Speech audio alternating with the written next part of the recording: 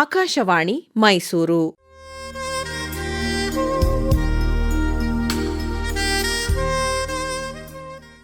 ಕೇಳುಗರಿಗೆಲ್ಲ ನಮಸ್ಕಾರ. ನಮ್ಮ ಆರೋಗ್ಯ ಕಾರ್ಯಕ್ರಮಕ್ಕೆ ಸ್ವಾಗತ. ಕೇಳುಗರೆ, ಇಂದಿನ ಕಾರ್ಯಕ್ರಮದಲ್ಲಿ ವಿಶ್ವ ಜೀರ್ಣಾಂಗ ಆರೋಗ್ಯ ದಿನದ ಸಂದರ್ಭದಲ್ಲಿ ದಿನದ ಮಹತ್ವ, ಧ್ಯೇಯವಾಕ್ಯ ಹಾಗೂ ಜೀರ್ಣಾಂಗದ ಆರೋಗ್ಯ ಈ ಕುರಿತು ಮೈಸೂರಿನ ಮಣಿಪಾಲ್ ಆಸ್ಪತ್ರೆಯ ಗ್ಯಾಸ್ಟ್ರೋಎಂಟ್ರಾಲಜಿಸ್ಟ್ ಡಾಕ್ಟರ್ ಸತೀಶ್ ರಾವ್ ಅವರೊಂದಿಗೆ ಮಾತುಕತೆ ಕೇಳುವಿರಿ. ಕೇಳುಗರಿಗೆಲ್ಲ ನಮಸ್ಕಾರ. ನಮ್ಮ ಆರೋಗ್ಯ ಕಾರ್ಯಕ್ರಮಕ್ಕೆ ಸುಸ್ವಾಗತ. ಕೇಳುಗರೆ, ಪ್ರತಿ ವರ್ಷ ಮೇ ತಿಂಗಳ 29ನೇ ತಾರೀಕು ವಿಶ್ವ ಜೀರ್ಣಾಂಗ ದಿನ ಅಂದರೆ ವರ್ಲ್ಡ್ ಡೈಜೆಸ್ಟಿವ್ ಡೇ ಅಂಥೇಳಿ ಆಚರಿಸಲಾಗುತ್ತೆ. ಏನಿದು ಡೈಜೆಸ್ಟಿವ್ ಡೇ? ಯಾಕೆ ಜೀರ್ಣಾಂಗದ ಬಗ್ಗೆ ನಮಗೆ ಹೆಚ್ಚಿನ ಕಾಳಜಿ ವಹಿಸಿ ಅಂಥೇಳಿ ಡಾಕ್ಟರ್ಸ್ ಎಲ್ಲ ಹೇಳ್ತಾ ಇದ್ದಾರೆ? ವಿಶ್ವದಾದ್ಯಂತ ಜಾಗೃತಿ ಕಾರ್ಯಕ್ರಮಗಳನ್ನು ಯಾಕೆ ಹಾಕ್ಕೊಳ್ತಾ ಇದ್ದಾರೆ? ಪ್ರತಿ ವರ್ಷ ಒಂದೊಂದು ಧ್ಯೇಯವಾಕ್ಯ ಅಥವಾ ಥೀಮ್ ಅಂತ ಏನು ಕರಿತೇವೆ, ಅದು ಈ ವರ್ಷದ್ದು ಏನಾಗಿದೆ, 2026ರಲ್ಲಿ ಏನೆಲ್ಲ ಚಟುವಟಿಕೆಗಳನ್ನು ಹಮ್ಮಿಕೊಳ್ತಾ ಇದ್ದಾರೆ, ಹಾಗೆ ಭಾರತದ ಮತ್ತು ಕರ್ನಾಟಕದ ಈ ಗ್ಯಾಸ್ಟ್ರೋಎಂಟರಾಲಜಿಸ್ಟ್ ಅಸೋಸಿಯೇಷನ್ಸ್ ಇದ್ದಾವೆ, ಅವು ಏನೆಲ್ಲ ಕಾರ್ಯಕ್ರಮ ಮಾಡ್ತಾ ಇದ್ದಾರೆ. ಇನ್ನು ಕರ್ನಾಟಕ ಗ್ಯಾಸ್ಟ್ರೋಎಂಟರಾಲಜಿ ಅಸೋಸಿಯೇಷನ್ನ ಸೆಕ್ರೆಟರಿಗಳು ಮತ್ತು ಮೈಸೂರಿನ ಮಣಿಪಾಲ್ ಆಸ್ಪತ್ರೆಯಲ್ಲಿ ಸೀನಿಯರ್ ಕನ್ಸಲ್ಟೆಂಟ್ ಗ್ಯಾಸ್ಟ್ರೋಎಂಟರಾಲಜಿಸ್ಟ್ ಮತ್ತು ಹೆಪಟಾಲಜಿಸ್ಟ್ ಆಗಿರುವ ಡಾಕ್ಟರ್ ಸತೀಶ್ ರಾವ್ ಎಕೆ ಅವರು ನಮ್ಮ ಜೊತೆಗೆ ಏನೆಲ್ಲ ಹಂಚಿಕೊಳ್ತಾ ಇದ್ದಾರೆ, ಅದು ಇವತ್ತಿನ ಕಾರ್ಯಕ್ರಮದ ಮುಖ್ಯ highlights. Doctor AK Satish Rao ಅವರಿಗೆ ನಮ್ಮ ಕಾರ್ಯಕ್ರಮಕ್ಕೆ ಸ್ವಾಗತ. ನಮಸ್ಕಾರ ಡಾಕ್ಟ್ರೆ. ಬಹಳಷ್ಟು ಜನಕ್ಕೆ ಹೊಟ್ಟೆ ನೋವು ಅಂತಿದ್ದ ಹಾಗೆ ಅಯ್ಯೋ ಮಾತು, ಯಾಕೆಂದರೆ ಅದು ಅಯ್ಯೋ ಅನಿಸುತ್ತೆ. ಅದಕ್ಕಾಗಿಯೇ ಜಾಗೃತಿ ದಿನನೂ ಇಟ್ಟಿದ್ದಾರೆ, ವಿಶ್ವ ಜೀರ್ಣಾಂಗ ದಿನ. ಈ ಜೀರ್ಣಾಂಗ ಮನುಷ್ಯನ ಬಹಳ ಬಹಳ ಇಂಪಾರ್ಟೆಂಟ್ ಅಂಗ. ಅದು ಒಂದಲ್ಲ, ಅನೇಕ ಸಬ್ ಕಾಂಪೋನೆಂಟ್ಗಳಿಂದ ಕೂಡಿರುತ್ತೆ. ಮೊದಲು ಈ ಜೀರ್ಣಾಂಗದ ಒಂದು ಪರಿಚಯ ಮಾಡಿ, ಆಮೇಲೆ ಈ ದಿನ ಯಾಕೆ ಅಂತ ಚೂರು ಹೇಳ್ತೀರಾ? ಖಂಡಿತವಾಗಿಯೂ. ನಮ್ಮ ಜೀರ್ಣಾಂಗ ಅಂತ ಹೇಳೋದು ನಮ್ಮ ಬಾಯಿಯಿಂದ ಶುರುವಾಗುತ್ತೆ. ಬಾಯಿಯಿಂದ ಶುರುವಾಗಿ ಅನ್ನನಾಳ, ಈಸೋಫೇಗಸ್, ಸ್ಟಮಕ್, ನಂತರ ಸಣ್ಣ ಕರಳು, ದೊಡ್ಡ ಕರಳು, ನಂತರ ಗುದದ್ವಾರದವರೆಗೆ ಹೋಗುತ್ತೆ. ಇದಲ್ಲದೆ ಇದಕ್ಕೆ ಪೂರಕವಾಗಿ ನಮ್ಮ ಪಿತ್ತಜನಕಾಂಗ ಅಥವಾ ಲಿವರ್, ಗಾಲ್ ಬ್ಲಾಡರ್, ಪಿತ್ತನಾಳ, ಪ್ಯಾಂಕ್ರಿಯಾಸ್ ಅಂತ ಹೇಳೋದು ನಮ್ಮ ಜೀರ್ಣಕ್ರಿಯೆಯಲ್ಲಿ ಸಹಕರಿಸ್ತದೆ. ಜೀರ್ಣಾಂಗ ಅಂತ ಹೇಳೋದು ಬಹಳ ಒಂದು ಇಂಪಾರ್ಟೆಂಟ್ ಆರ್ಗನ್ ಆಗಿರ್ತದೆ. ನಮ್ಮ ಜೀರ್ಣಾಂಗ ಕೆಲಸ ಮಾಡಲಿಲ್ಲ ಅಂತ ಹೇಳಿದರೆ ಬೇರೆ ಆರ್ಗನ್ಗಳು ಕೆಲಸ ಮಾಡೋದು ಬಹಳ ಕಷ್ಟ ಆಗುತ್ತೆ.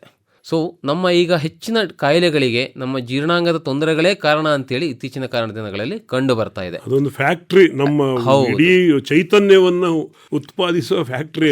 ಅದೇ ಬಂದಾದ್ರೆ ಎಲ್ಲಿ ಚೈತನ್ಯ ಇರುತ್ತೆ? ಹೌದು. ಯಾವುದೇ ರೀತಿಯ ನಮ್ಮ ಬಾಡಿಯಲ್ಲಿ ಈಗ ಕೊಬ್ಬು ಸಂಗ್ರಹ ಆಗ್ತಾ ಇರ್ಬೋದು, ಅಥವಾ ಸರಿಯಾಗಿ ನಮ್ಮ ಚಟುವಟಿಕೆಗಳು ಸರಿಯಾಗಿ ಆಗ್ತಾ ಇಲ್ಲ ಅಂದ್ರೆ ಎಲ್ಲೋ ಜೀರ್ಣಾಂಗಕ್ಕೆ ಸಂಬಂಧಪಟ್ಟ ಒಂದು ಸಮಸ್ಯೆಗಳು ಬಂದಿದೆ ಅಂತ ಹೇಳಿ ಅರ್ಥ ಅಂತ ಹೇಳ್ಬೋದು. ಇದಲ್ಲದೆ ನಾವು ಮೇ 29ರಲ್ಲಿ ಪ್ರತಿ ವರ್ಷ ನಾವು ವಿಶ್ವ ಜೀರ್ಣಾಂಗ ದಿನ ಅಥವಾ ವರ್ಲ್ಡ್ ಡೈಜೆಸ್ಟಿವ್ ಡೇ ಅನ್ನು ಹಮ್ಮಿಕೊಳ್ತಾ ಇದ್ದೇವೆ. ಇದು ಯಾಕೆ ಅಂತ ಹೇಳಿದ್ರೆ, ಈ ಜೀರ್ಣಾಂಗದ ರೋಗಗಳ ಬಗ್ಗೆ ನಮ್ಮ ಜನಸಾಮಾನ್ಯರಿಗೆ ಇದರ ಒಂದು ಪರಿಚಯ ಮಾಡಿಸೋದು. ಎಲ್ರಿಗೂ ಬರೀ ಹಾರ್ಟ್ ಡಿಸೀಸ್ ಅಥವಾ ನ್ಯೂರಾಲಜಿಕಲ್ ಡಿಸೀಸ್ ಅಂತ ಒಂದು ಸಮಸ್ಯೆಗಳ ಬಗ್ಗೆ ಮಾತ್ರ ಅರಿವಿದೆ, ಮತ್ತು ಜೀರ್ಣಾಂಗ ರೋಗವೂ ಇದೆ ಅಂತೇಳಿ ಬಹಳಷ್ಟು ಜನರಿಗೆ ಗೊತ್ತಿರೋದಿಲ್ಲ. ಜೀರ್ಣಾಂಗದ ಡಿಸೀಸಲ್ಲಿ ಕಾಯಿಲೆಗಳನ್ನು ಜನರು ಇಗ್ನೋರ್ ಮಾಡ್ತಾರೆ. ಅದರ ಬಗ್ಗೆ ಒಂದು ತಿಳುವಳಿಕೆ ಮೂಡಿಸ್ಲಿಕ್ಕೋಸ್ಕರವೇ ಒಂದು ವರ್ಲ್ಡ್ ಡೈಜೆಸ್ಟಿವ್ ಡೇ ಅಥವಾ ಜೀರ್ಣಾಂಗ ರೋಗಗಳ ದಿನ ಅಂತೇಳಿ ಒಂದನ್ನು ಧ್ಯೇಯವನ್ನು ಒಂದು ಮಾಡ್ತಾರೆ. ಈ ವರ್ಷದ ಒಂದು ಧ್ಯೇಯವಾಕ್ಯ ಅಥವಾ ಥೀಮ್ ಅಂದ್ರೆ ಏನಂತ ಹೇಳಿದ್ರೆ, chronic diarrhoea don't flush the signs away ಅಂತ ಹೇಳ್ತೀವಿ. ಅಂದ್ರೆ ಅತಿಸಾರ ಭೇದಿ ಅಥವಾ ಕ್ರಾನಿಕ್ ಡಯೇರಿಯಾ, ಇದನ್ನು ನಿರ್ಲಕ್ಷಿಸಬೇಡಿ. ಇದರಿಂದ ಆಗಿರುವ ಸಿಂಪ್ಟಮ್ಸ್ಗಳು ಅಥವಾ ಏನು ಇದಕ್ಕೆ ತೊಂದರೆಗಳಿದಾವಲ್ಲ, ಇದನ್ನು ನಿರ್ಲಕ್ಷಿಸಬೇಡಿ ಅಂತ ಹೇಳೋದು ಈ ವರ್ಷದ ಒಂದು ಧ್ಯೇಯವಾಗಿದೆ. ಇದು ಯಾಕಂತ ಹೇಳಿದ್ರೆ, ಈ ಒಂದು ಅತಿಸಾರ ಭೇದಿ ನಾವು ಸಾಮಾನ್ಯವಾಗಿ ಎಲ್ರಿಗೂ ನೋಡ್ತೀವಿ. ಭೇದಿ ಅಂತ ಹೇಳೋದು ಸಾಮಾನ್ಯವಾಗಿ ಎಲ್ರಿಗೂ ಆಗುತ್ತೆ. ಒಂದು ಲೈಫ್ ಟೈಮ್ ಅಲ್ಲಿ ಪ್ರತಿಯೊಬ್ಬ ವ್ಯಕ್ತಿಗೂ 1-2 ಸತಿ ಭೇದಿ ಆಗಿರ್ತದೆ. ಸಾಮಾನ್ಯವಾಗಿ ಒಂದು 2-3 ದಿವಸದಲ್ಲಿ ಭೇದಿ ಕಡಿಮೆ ಆಗಿಬಿಡ್ತದೆ, ಯಾವುದೋ ಔಷಧಿಗಳಿಂದ ಕಡಿಮೆ ಆಗ್ತದೆ. ಇದನ್ನ ನಾವು ಸಿಂಪಲ್ ಡಯೇರಿಯಾ ಅಥವಾ ಕಾಮನ್ ಭೇದಿ ಅಂತ ಹೇಳ್ತೀವಿ. ಇದು ಬೇನ್ ಪ್ರಾಬ್ಲಮ್ ಕೊಡೋದಿಲ್ಲ. ಬಟ್ ಕೆಲವರಿಗೆ ವಾರಾನುಗಟ್ಲೆ ಭೇದಿ ಆಗುವಂಥದ್ದು, ಅಂದ್ರೆ 4 ವಾರಕ್ಕಿಂತಲೂ ಜಾಸ್ತಿ ಭೇದಿ ಆಗುವಂಥದ್ದು ಆಗ್ತಾನೆ ಇರ್ತದೆ. ಇದನ್ನು ನಾವು ಕ್ರಾನಿಕ್ ಡಯೇರಿಯಾ ಅಂತ ಹೇಳ್ತೀವಿ. ಇದು ಯಾಕೆ ಮುಖ್ಯವಾಗಿದೆ ಅಂತ ಹೇಳಿದರೆ, ಬಹಳಷ್ಟು ಜನರು ಇದನ್ನು ನಿರ್ಲಕ್ಷಿಸ್ತಾರೆ, ಬೇರೆ ಬೇರೆ ಕಾರಣದಿಂದ ನಿರ್ಲಕ್ಷಿಸ್ತಾರೆ. ಒಂದು, ಇದನ್ನು ಹೇಳಲಿಕ್ಕೆ ಒಂದು ನಾಚಿಕೆ, ನನಗೆ ಈ ರೀತಿ ಹೀಗೆ ಭೇದಿ ಆಗ್ತಾ ಇದೆ ಅಂತ ಹೇಳುವಂಥದ್ದು, ಇದು ಹೇಳಲಿಕ್ಕೆ ನಾಚಿಕೆ ಆಗುವಂಥದ್ದು. ಅಥವಾ ಕೆಲವೊಮ್ಮೆ ಇದನ್ನು ಆಸ್ಪತ್ರೆಯ ಒಂದು ಸೌಲಭ್ಯ ಇಲ್ಲದೆ ಇರುವಂಥದ್ದು, ಮತ್ತು ಇದು ಸಿಂಪಲ್ ಕಾಯಿಲೆ ಇರ್ಬೋದು, ಗ್ಯಾಸ್ಟ್ರಿಕ್ ಇರ್ಬೋದು ಅಂತ ಹೇಳಿ ಸುಮ್ಮನೆ ಒಂದು ನಿಗ್ಲೆಕ್ಟ್ ಮಾಡುವಂಥದ್ದು. ಈ ರೀತಿಯ ಕೆಲವು ಒಂದು ಇದರಿಂದ ನಮ್ಮ ಜನರ ಒಂದು ಭಾವನೆಗಳಿಂದ ಇದು ತುಂಬ ಡಿಲೇ ಆಗಿ ವೈದ್ಯಕೀಯ ಗಮನಕ್ಕೆ ಬರ್ತಾ ಇದೆ. ಅಂದರೆ ಅವರು ವೈದ್ಯರನ್ನು ಭೇಟಿ ಮಾಡುವ ಟೈಮಲ್ಲೇ ಅವರಿಗೆ ತೊಂದರೆಗಳಾಗಿರ್ತದೆ ಇದರಿಂದ. ಯಾಕಂತ ಹೇಳಿದರೆ ಇದು ಕೆಲವೊಮ್ಮೆ ಬಹಳ ತೊಂದರೆಗಳಿಗೆ ಕಾರಣ ಮಾಡಬಹುದು.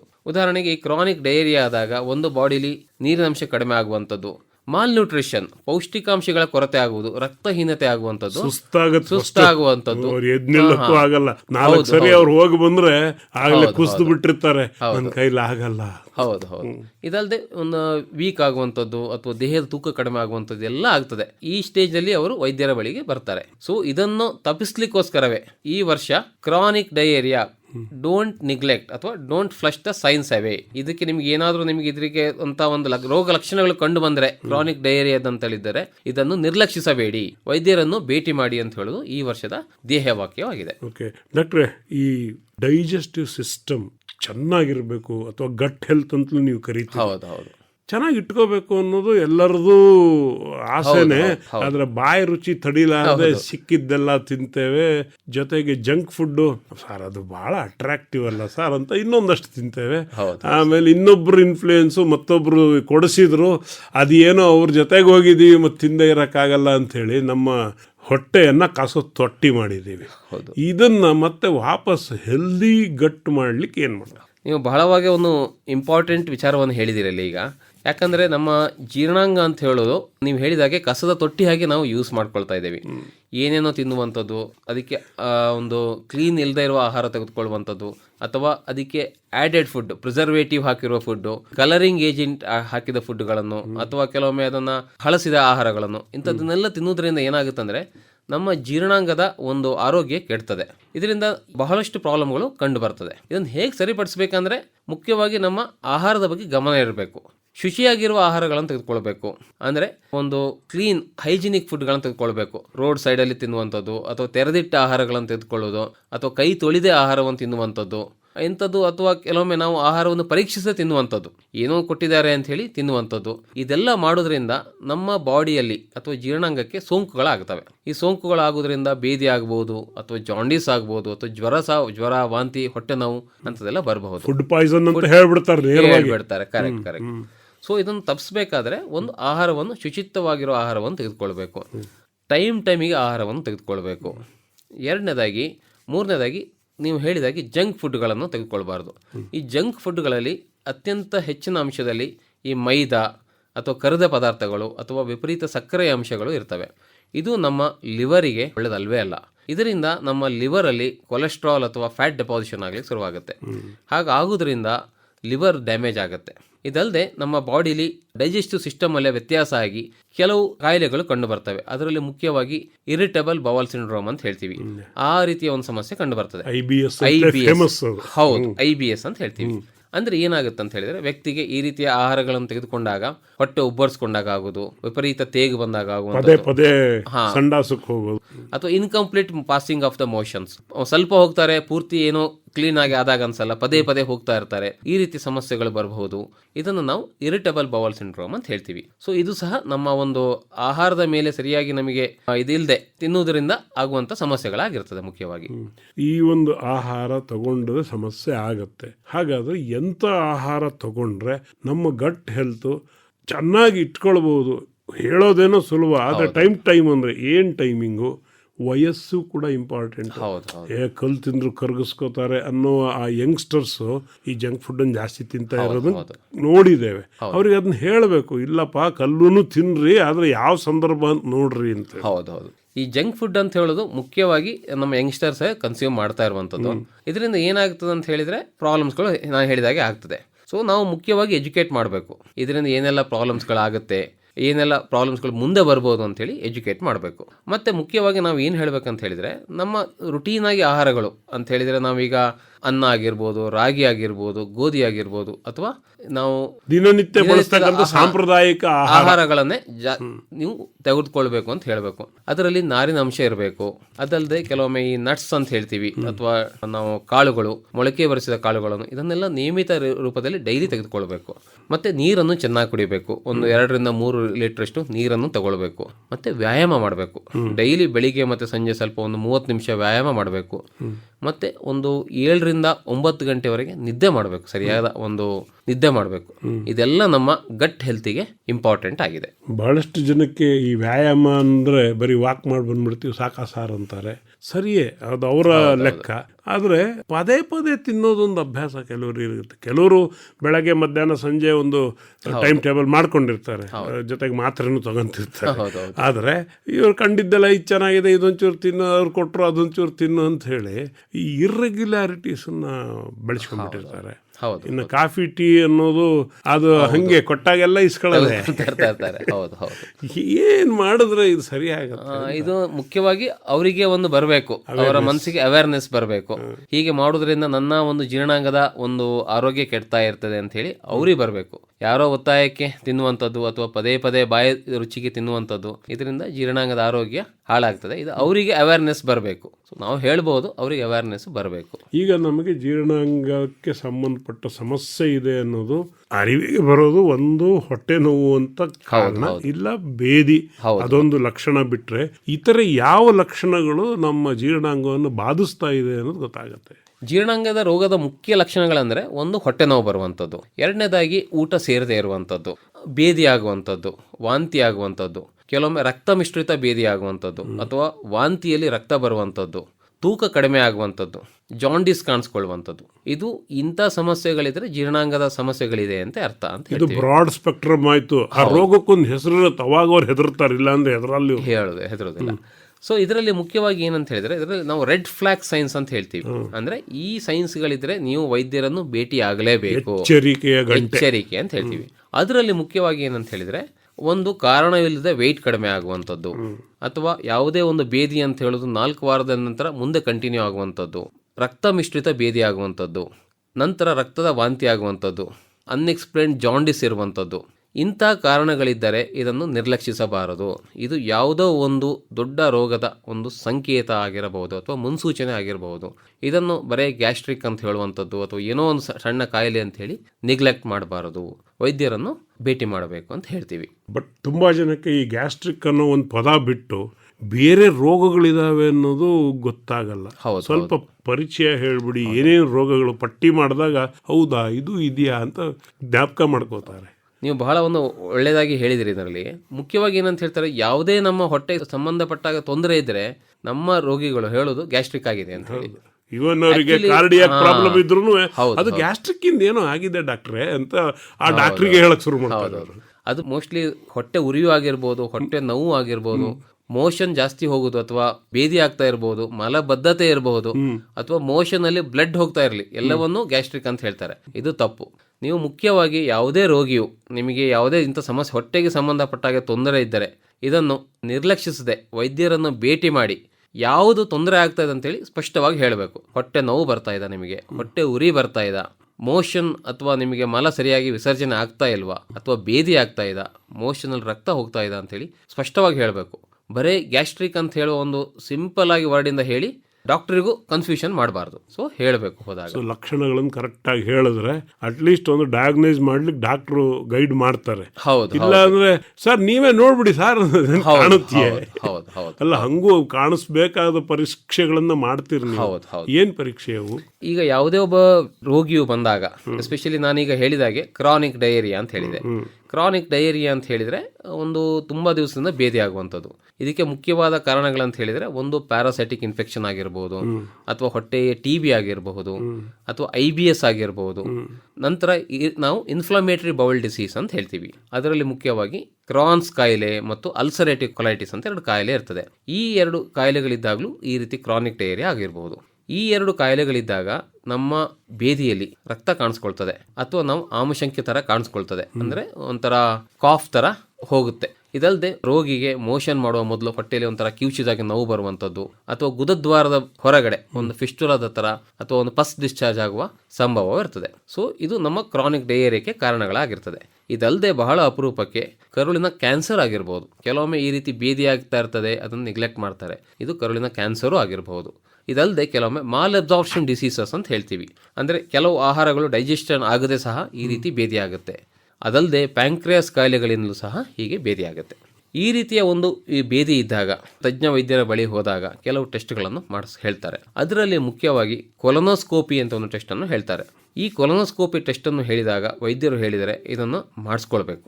ಯಾಕಂದರೆ ಈ ಕೊಲೊನೋಸ್ಕೋಪಿ ಟೆಸ್ಟಿನಿಂದ ನಾವು ದೊಡ್ಡ ಕರಳನ್ನು ಮತ್ತು ಸಣ್ಣ ಕರುಳಿನ ಕೊನೆಯ ಭಾಗವನ್ನು ಒಂದು ಟಿವಿಯಲ್ಲಿ ನೋಡ್ತೀವಿ. ಇದು ನೋಡೋದ್ರಿಂದ ಕರುಳಿನಲ್ಲಿ ಏನು ತೊಂದರೆ ಆಗ್ತಾ ಇದೆ, ಅವನಿಗೆ ಹುಣ್ಣಿದ, ಅಲ್ಸರ್ ಇದ, TB ಇದ, ಕ್ಯಾನ್ಸರ್ ಇದ ಅಂಥೇಳಿ ಗೊತ್ತಾಗುತ್ತೆ ನಮಗೆ.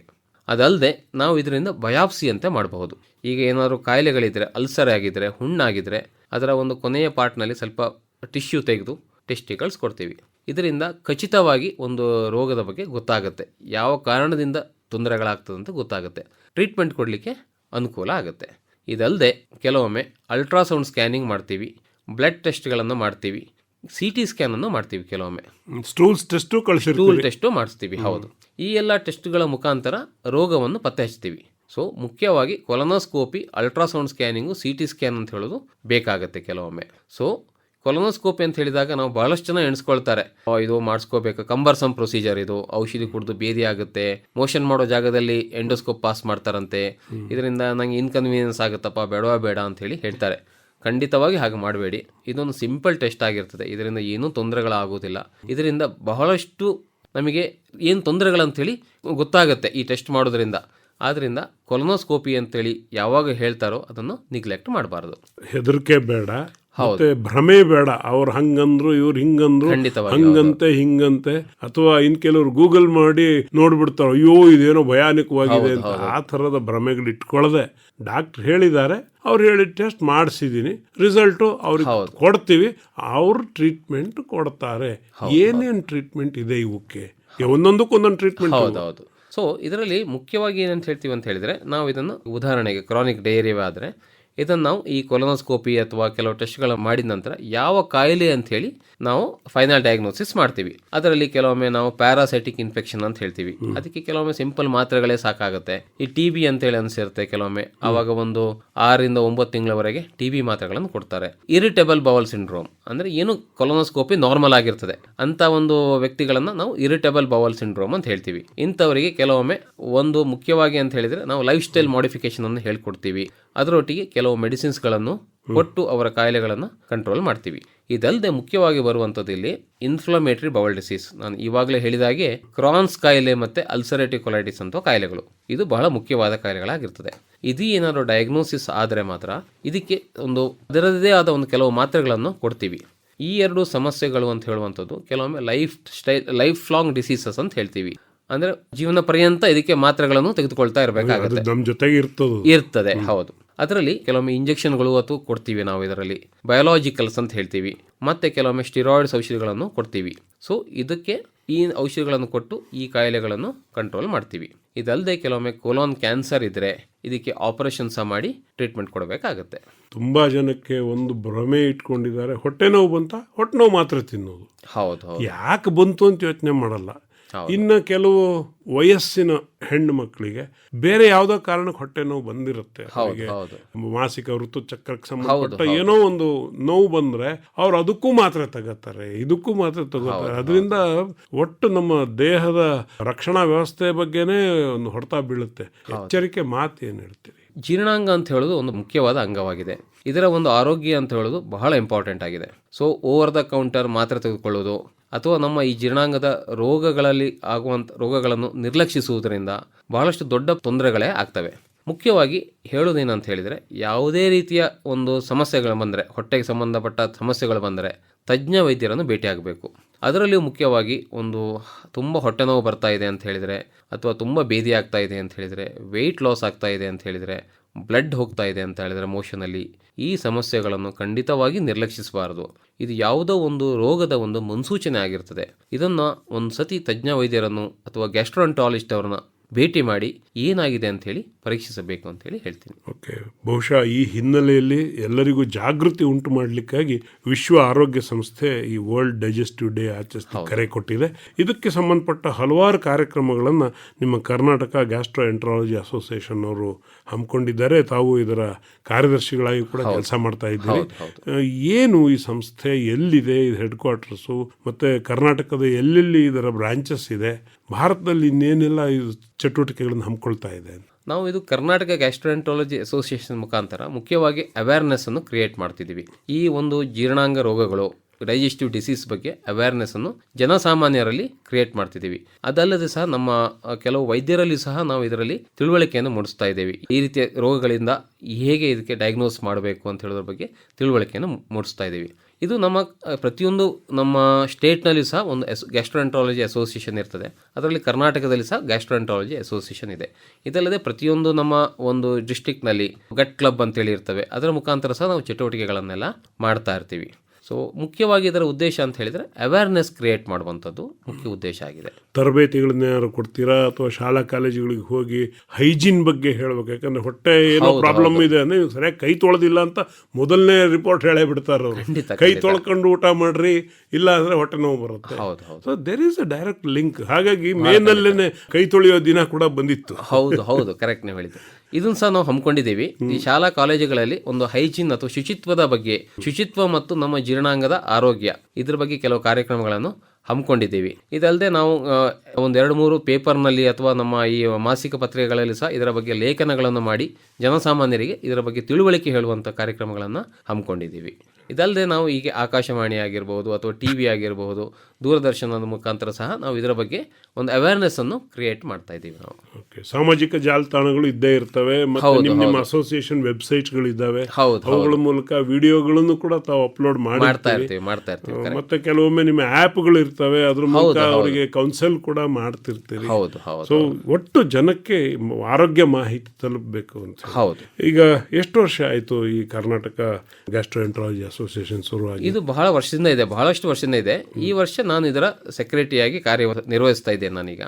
ಸೊ ಈ ವರ್ಷದಲ್ಲಿ ನಮ್ಮ ಜೀರ್ಣಾಂಗ ದಿನ 29ನೇ ತಾರೀಕು ಬರ್ತಾ ಇದೆ. ಅದರ ಬಗ್ಗೆ ಒಂದು ಅವೇರ್ನೆಸ್ ಕ್ರಿಯೇಟ್ ಮಾಡಲಿಕ್ಕೆ ಒಂದು ಈ ಆಕಾಶವಾಣಿ ಮುಖಾಂತರ ಒಂದು ಈ ಕಾರ್ಯಕ್ರಮವನ್ನು ಹಮ್ಮಿಕೊಂಡಿದ್ದೀವಿ. ಜೊತೆಗೆ ನಮ್ಮ ಮೈಸೂರಿನ ಅನೇಕ ಸಂಘ ಸಂಸ್ಥೆಗಳು ನಿಮ್ಮನ್ನು ಕರೆದು ಅದರ ಬಗ್ಗೆ ಮಾಹಿತಿ ಕೊಡಿ ಅಂತ ಹೇಳ್ತಾರೆ. ಆ ಥರದ ನಿಮ್ಮ ಟೀಮ್ ಹೇಗಿದೆ ಇಲ್ಲೆಲ್ಲ ಅವೇರ್ನೆಸ್ ಮಾಡಲಿಕ್ಕೆ?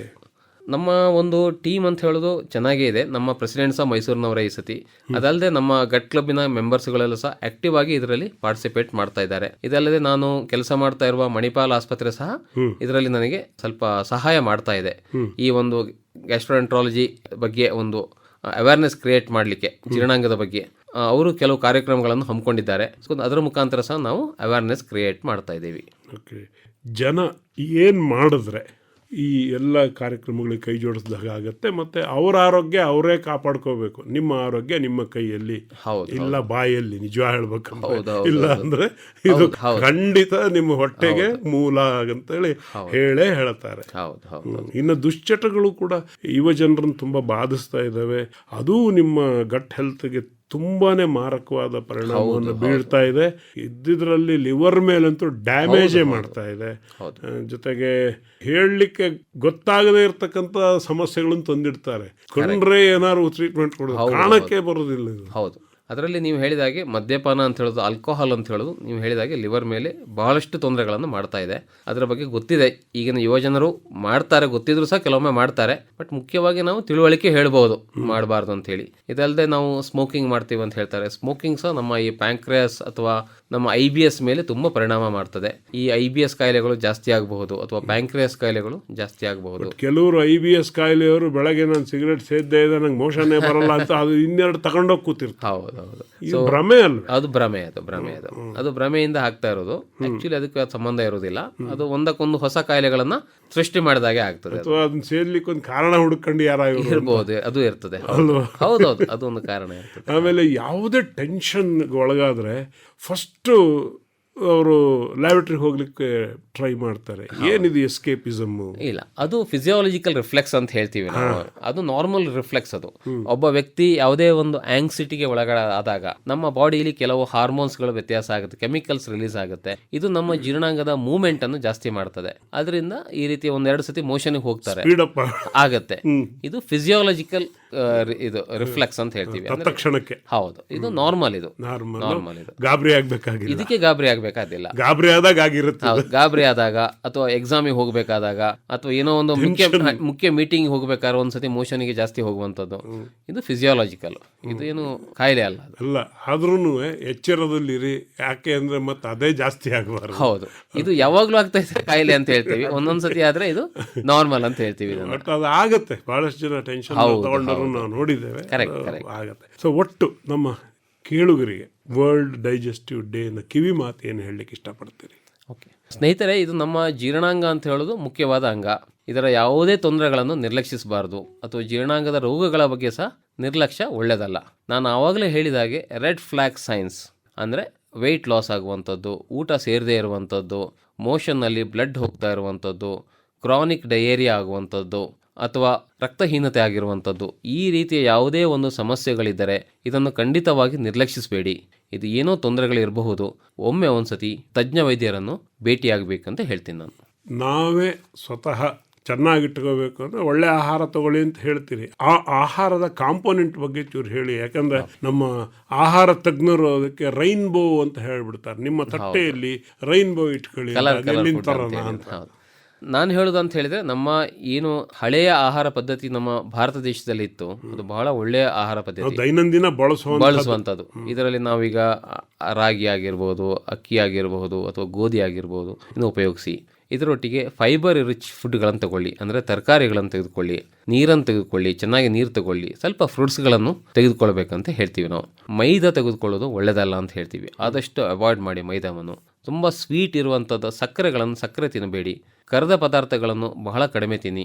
ಮತ್ತು ಈ ಬೇಕರಿ ಐಟಮ್ಸು ಅಥವಾ ನಾವು ಏನು ಏರಿಯೇಟೆಡ್ ಡ್ರಿಂಕ್ಸ್ ಅಂತ ಹೇಳ್ತೀವಿ, ಕೋಲ್ಡ್ ಡ್ರಿಂಕ್ಸ್ ಅಂತ ಹೇಳ್ತೀವಿ, ಅದನ್ನು ಆದಷ್ಟು ಅವಾಯ್ಡ್ ಮಾಡಿ ಅಂತ ಹೇಳ್ತೀವಿ. ಶುಚಿಯಾದ ಆಹಾರವನ್ನು ತೆಗೆದುಕೊಳ್ಳಿ ಅಂತೇಳಿ ಮತ್ತೆ ಪುನಃ ಹೇಳ್ತಿದ್ದೀನಿ ನಾನು. ತುಂಬ ಜನ ಊಟ ಆದಮೇಲೆ ತೇಗು ಬರಬೇಕು ಅನ್ನೋದೊಂದು ಕಲ್ಪನೆ ಇಟ್ಕೊಂಡಿದ್ದಾರೆ. ಯಾಕೋ ಹೊಟ್ಟೆ ಸರಿ ಇಲ್ಲ ಅಂದಾಗ ಒಂದು ಸೋಡಾ ಕುಡಿಯುವಂಥದ್ದು ಅಥವಾ ಕಾರ್ಬೋನೇಟೆಡ್ ವಾಟರ್ ಅದೊಂದು ಬಳಸೋ ಅಭ್ಯಾಸ ಇಟ್ಕೊಂಡಿದ್ದಾರೆ. ಇದು ಸರಿ ತಪ್ಪು ಅವರಿಗೆ ಬಿಟ್ಟದ್ದು. ಒಬ್ಬ ವೈದ್ಯರಾಗಿ ಇದಕ್ಕೆ ಏನು ಹೇಳ್ತೀರಿ? ನಾನು ಹೇಳೋದಾದರೆ ಕಾರ್ಬೋನೇಟೆಡ್ ಡ್ರಿಂಕ್ಸು ನಮ್ಮ ದೇಹಕ್ಕೆ ಒಳ್ಳೆಯದಲ್ಲ, ಅದನ್ನು ತೆಗೆದುಕೊಳ್ಳೋದು ಬೇಡ ಅಂತ ಹೇಳ್ತೀನಿ. ತೇಗು ಬರುವುದು ಬಂದೇ ಬರುತ್ತೆ. ನಾವು ಊಟ ಮಾಡಬೇಕಾದ್ರೆ ನಮ್ಮ ಆಹಾರದ ಒಟ್ಟಿಗೆ ಸ್ವಲ್ಪ ಗಾಳಿ ಸಹ ಹೊಟ್ಟೆ ಒಳಗಡೆ ಹೋಗುತ್ತೆ. ಅದು ನಮಗೆ ಗೊತ್ತಿಲ್ಲದೆ ಕೆಲವೊಮ್ಮೆ ಹೊರಗಡೆ ಬರುತ್ತೆ, ಗೊತ್ತಾಗೋದಿಲ್ಲ. ಕೆಲವೊಮ್ಮೆ ಗೊತ್ತಾಗಿ ಹೊರಗಡೆ ಬರ್ತದೆ, ಅದನ್ನು ನಾವು ತೇಗು ಅಂತ ಹೇಳ್ತೀವಿ ನಾವು. ಸೊ ಅದರ ಬಗ್ಗೆ ಏನು ತೇಗು ಬರಲೇಬೇಕಂತ ನಿಯಮ ಏನಿಲ್ಲ. ಒಬ್ಬ ವ್ಯಕ್ತಿಗೆ ಅವನ ಡೈಜೆಷನ್ ಸರಿಯಾಗಿ ಆಗ್ತದೆ ಅಂತ ಹೇಳಿ ತೇಗು ಮೇಲೆ ಅದು ಡಿಪೆಂಡೆಂಟ್ ಆಗಿರುವುದಿಲ್ಲ. ಸಂತೃಪ್ತಿಯಿಂದ ಊಟ ಮಾಡಿದಾನೆ ಅನ್ನೋ ಸಿಂಬಲ್ ಅಂತಿದ್ರು ಮೊದಲು, ಈಗ ಹಂಗಿಲ್ಲ. ಪೂರ್ತಿ ಊಟ ಮಾಡಬೇಡ್ರಿ, ಒಂಚೂರು ಜಾಗ ಖಾಲಿ ಇಟ್ಟಿರಿ ಅಂತಾರೆ. ಯಾಕೆ ಹಾಗಂತ ಹೇಳಿದರೆ, ತುಂಬ ಊಟ ಮಾಡಿದ್ರೆ ಏನಾಗುತ್ತೆ ಅಂತ ಹೇಳಿದರೆ ಆಸಿಡ್ ರಿಫ್ಲಕ್ಸ್ ಆಗುವ ಚಾನ್ಸಸ್ ಇರ್ತದೆ, ವಾಪಸ್ ಬರುವ ಚಾನ್ಸಸ್ ಇರ್ತದೆ. ಅದರಿಂದ ಒಂಥರ ಎದೆ ಉರಿ ಬರುವಂಥ ಚಾನ್ಸಸ್ಸು ಅಥವಾ ಗ್ಯಾಸ್ಟ್ರಿಕ್ ಆಗುವ ಚಾನ್ಸಸ್ಸು, GERD ಅಂತ ಹೇಳ್ತೀವಿ, ಆ ರೀತಿ ಆಗೋ ಚಾನ್ಸಸ್ ಇರ್ತದೆ. ಅದಕ್ಕೆ ಹೊಟ್ಟೆ ತುಂಬ ಊಟ ಮಾಡಬೇಡಿ, ಸ್ವಲ್ಪ ಗ್ಯಾಪ್ ಕೊಟ್ಟು ಊಟ ಮಾಡಿ ಅಂಥೇಳಿ ನಮ್ಮ ಹಿರಿಯರು ಹೇಳಿದ್ದಾರೆ. ಅದು ನಿಜವಾದ ಒಂದು ಒಳ್ಳೆಯ ಸಲಹೆ ಅಂತೇಳಿ ಹೇಳ್ಬೋದು. ಮತ್ತು ತೇಗು ಬಗ್ಗೆ ಸಹ, ಅದು ತೇಗು ಬರಲಿಲ್ಲ ಅಂತ ಹೇಳಿದ್ರು ಅದನ್ನು ತೇಗು ಬರ್ಸ್ಲಿಕ್ಕೆ ಹೋಗಬೇಕಾಗಿ ಅಗತ್ಯ ಇಲ್ಲ ಅಂತೇಳಿ ಹೇಳ್ತೀನಿ ನಾನು.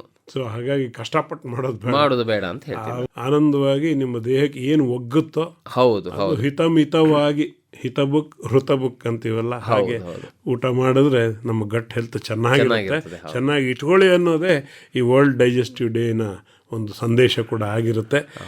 ಡಾಕ್ಟರ್ ಸತೀಶ್ ರಾವ್ ಅವರೇ ಬಹಳಷ್ಟು ವಿಷಯಗಳನ್ನು ನಮ್ಮ ಕೇಳುಗರಿಗೆ ತಿಳಿಸ್ಕೊಟ್ಟಿದ್ದೀರಿ. ಹಾಗೆ ಕರ್ನಾಟಕ ರಾಜ್ಯ ಏನು ಗ್ಯಾಸ್ಟ್ರೋಎಂಟ್ರಾಲಜಿ ಅಸೋಸಿಯೇಷನ್ನ ಕಾರ್ಯದರ್ಶಿಗಳಾಗಿ ಕೂಡ ಕೆಲಸ ಮಾಡ್ತಾ ಇದ್ದೀರಿ. ಇಡೀ ರಾಜ್ಯದ ಜನಕ್ಕೆ ಇದರ ಮಾಹಿತಿಯನ್ನು ತಲುಪಿಸೋ ಕೆಲಸ ಕೂಡ ಮಾಡ್ತಾ ಇದ್ದೀರಿ. ಆಕಾಶವಾಣಿ ಜೊತೆ ಕೈ ಜೋಡಿಸಿದ್ದಕ್ಕೆ ತಮಗೂ ಕೂಡ ನಮ್ಮೆಲ್ಲ ಕೇಳೋದರ ಪರವಾಗಿ ಹೃತ್ಪೂರ್ವಕವಾದ ಧನ್ಯವಾದಗಳು. ನಮಸ್ಕಾರ.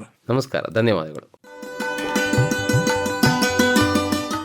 ಇದುವರೆಗೆ ವಿಶ್ವ ಜೀರ್ಣಾಂಗ ಆರೋಗ್ಯ ದಿನದ ಸಂದರ್ಭದಲ್ಲಿ ದಿನದ ಮಹತ್ವ, ಧ್ಯೇಯವಾಕ್ಯ ಹಾಗೂ ಜೀರ್ಣಾಂಗದ ಆರೋಗ್ಯ ಈ ಕುರಿತು ಮೈಸೂರಿನ ಮಣಿಪಾಲ್ ಆಸ್ಪತ್ರೆಯ ಗ್ಯಾಸ್ಟ್ರೋಎಂಟ್ರಾಲಜಿಸ್ಟ್ ಡಾಕ್ಟರ್ ಸತೀಶ್ ರಾವ್ ಅವರೊಂದಿಗೆ ಮಾತುಕತೆ ಕೇಳಿದಿರಿ. ಇವರೊಂದಿಗೆ ಭಾಗವಹಿಸಿದ್ದವರು ಬೇದ್ರೆ ಮಂಜುನಾಥ್. ಸಂಕಲನ ತೇಜಸ್ವಿನಿ ಗಿರೀಶ್. ಈ ಕಾರ್ಯಕ್ರಮ ಆಕಾಶವಾಣಿ ಮೈಸೂರು ಕೇಂದ್ರದಿಂದ ಪ್ರಸಾರವಾಯಿತು.